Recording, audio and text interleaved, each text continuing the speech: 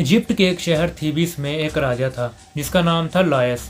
लायस के घर एक बच्चा पैदा होता है जिसका नाम वो रखते हैं ओडिस। ओडिस के पैदा होने के बाद वहाँ के राजा लायस को एक भविष्यवाणी मिलती है, एक प्रेडिक्शन, कि जैसे ही उसका बेटा बड़ा होगा और वो इजिप्ट का अगला राजकुमार बनेगा तो वो अपने ही बाप को मार देगा और अपनी ही माँ से शादी कर लेगा। जी हाँ, इस भविष्यवाणी को सुनने के बाद वहाँ का राजा इस कदर डर जाता है कि वो अपने बेटे को उठाकर एक सुनसान जंगल में छोड़ देता है। लेकिन अनफॉर्चुनेटली एक कपल वहाँ से गुजरता है और उसकी नज़र इस बच्चे पर पड़ती है और इस बच्चे को अडॉप्ट कर लेते हैं और अपने साथ ही ले जाते हैं।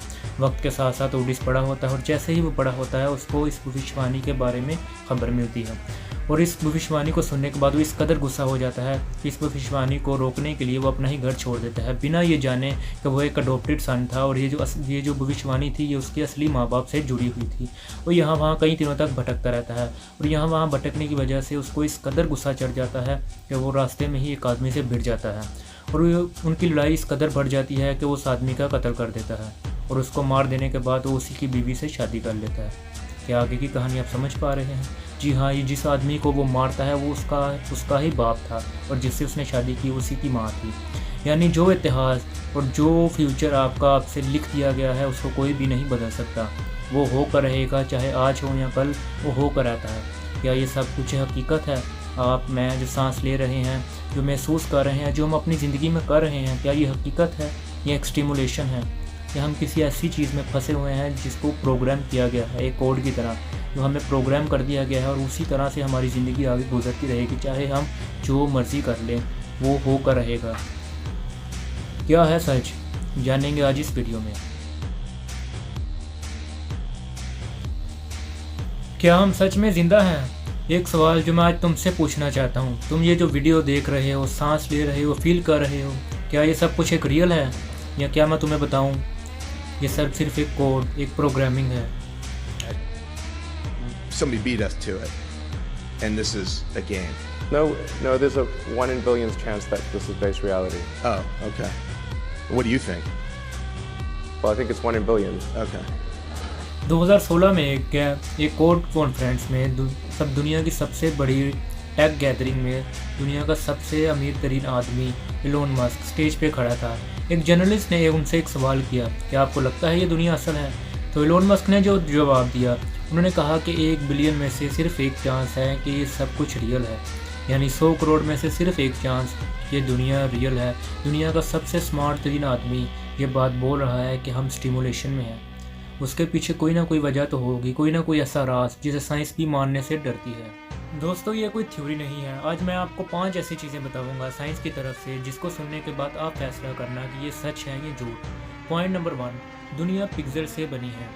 जी हाँ, क्वांटम फिजिक्स के मुताबिक अगर आप किसी चीज़ को छोटे से छोटे यूनिट में तोड़ दो तो आप पहुंचोगे प्लैंक लेंथ तक। हाँ जी, ये वो चीज़ है जिससे छोटा कुछ भी एग्जिस्ट नहीं करता। बिल्कुल उसी तरह जैसे आपकी मोबाइल स्क्रीन में पिक्सल्स हैं, आपकी कंप्यूटर स्क्रीन में पिक्सल है, और दुनिया का सबसे छोटा यूनिट भी पिक्सल है, जिससे छोटी कोई चीज़ दुनिया में एग्जिस्ट ही नहीं करती और पिक्सल सिर्फ कंप्यूटर प्रोग्रामिंग में ही होती है। पॉइंट नंबर 2, जब कोई ऑब्जर्व ना कर रहा हो तो कोई चीज़ एग्जिस्ट ही नहीं करती। क्वांटम फिजिक्स की डबल स्प्लिट एक्सपेरिमेंट के मुताबिक जिस चीज़ को आप ऑब्जर्व नहीं कर रहे वो आपके लिए एग्जिस्ट ही नहीं करती। मतलब जिस चीज़ को आप देख रहे हो, फील कर रहे हो, सिर्फ वो ही चीज़ आपके सामने है। जिस चीज़ को आप ऑब्जर्व नहीं कर रहे वो चीज़ आपके लिए एग्जिस्ट नहीं करती। बिल्कुल उसी तरह जैसे गेम में आपका जो करैक्टर है वह जिस एरिया को देख रहा होता है, ऑब्जर्व कर रहा होता है, वो ही चीज़ आपके सामने होती है। उससे दूसरा कोई मैप या दूसरा कोई एरिया लोड ही नहीं होता। Point number 3, speed of light एक हार्ड लिमिट क्यों इस कायनात में कोई भी चीज़ लाइट की स्पीड से तेज़ नहीं है? साइंटिस्ट के पास इसका कोई भी जवाब नहीं है। क्या ये एक प्रोसेसिंग है? जैसे पुराने कंप्यूटर्स में कोई भी गेम जो बहुत ही ज़्यादा मेमोरी वाली थी उसको चलाने के लिए जब उसको कंप्यूटर पर रन किया जाता था तो उसके ऊपर एक बहुत ही प्रोसेसिंग आती थी। क्या लाइट ऑफ स्पीड भी उसी तरह इस दुनिया की प्रोसेसिंग है? Point number 4, DNA. अगर आप में से किसी को डीएनए के बारे में थोड़ी बहुत इन्फॉर्मेशन है तो आपको पता होगा कि डीएनए सिर्फ आपके 4 लेटर्स में होता है, ATCG, और कंप्यूटर्स का प्रोग्राम भी सिर्फ 2 से 4 लेटर्स में ही होता है, 0 1। बिल्कुल एग्जैक्ट। क्या ये कोइंसिडेंस है? ये कंप्यूटर का प्रोग्राम और डीएनए जिससे इंसान मिलकर बनता है, पूरा आपका प्रोग्राम दोनों एग्जैक्ट सेम है। पॉइंट नंबर 5, डेजा वू। आपको अक्सर ऐसा फील हुआ होगा कि ये चीज़ आपके साथ पहले हो चुकी है, आप इस इंसान से पहले मिल चुके हैं या आप ये काम पहले कर चुके हैं। अक्सर किसी जगह पर जाकर आपको ऐसा फील होता है आप इस जगह पर पहले आ चुके हैं। आखिर ऐसा होता क्यों है? आज तक साइंटिस्ट के पास इसका कोई भी जवाब नहीं।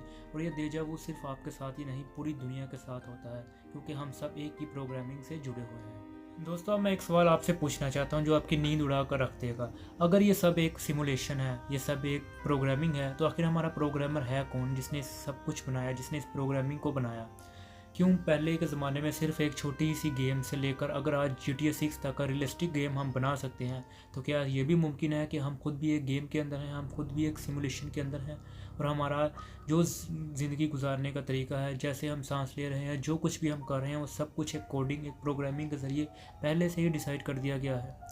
दोस्तों, अब मैं आपको एक ऐसी दलील देने जा रहा हूँ जिससे आप कभी इनकार नहीं कर सकते। कुरान मजीद में हज़ारों सालों पहले कहा गया था कि ये दुनिया असल नहीं है।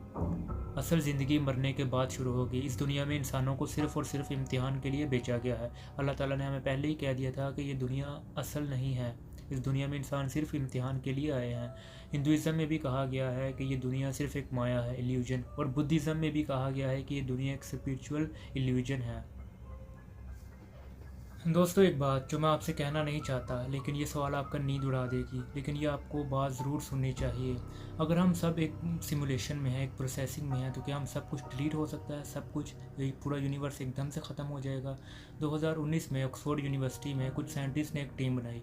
उन्होंने बताया कि अगर हम सच में सिमुलेशन के अंदर हैं तो इसकी एक फिनाइट मेमोरी है, जिस तरह कंप्यूटर की रैम होती है और सारी चीज़ें फिल होने के बाद वो सब कुछ डिलीट हो जाता है। क्या ऐसा हो सकता है कि हमारी मेमोरी, इस प्रोग्रामिंग की मेमोरी फिल हो जाने के बाद सब कुछ डिलीट हो जाएगा, ये पूरा यूनिवर्स, ये सब कुछ एकदम से ख़त्म हो जाएगा और किसी को पता भी नहीं चलेगा, क्योंकि हम सब एक ही प्रोग्रामिंग से जुड़े हुए हैं?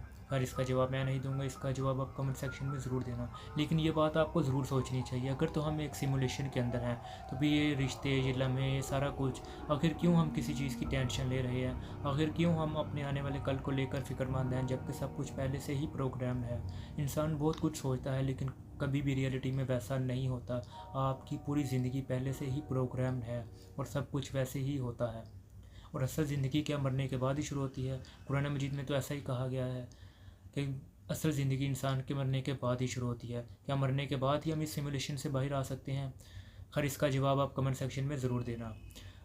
आज के लिए इतना ही। अगली वीडियो में मैं बहुत ही डार्क टॉपिक को लेकर आऊँगा, जहाँ मैं आपको बताऊँगा मंडेला इफेक्ट के बारे में, कैसे लाखों लोगों का मेमोरी एक ही दम से बदल गई और साइंटिस्ट के पास इसका कोई भी जवाब नहीं। खैर, आज के लिए इतना ही। मिलते हैं नेक्स्ट वीडियो में।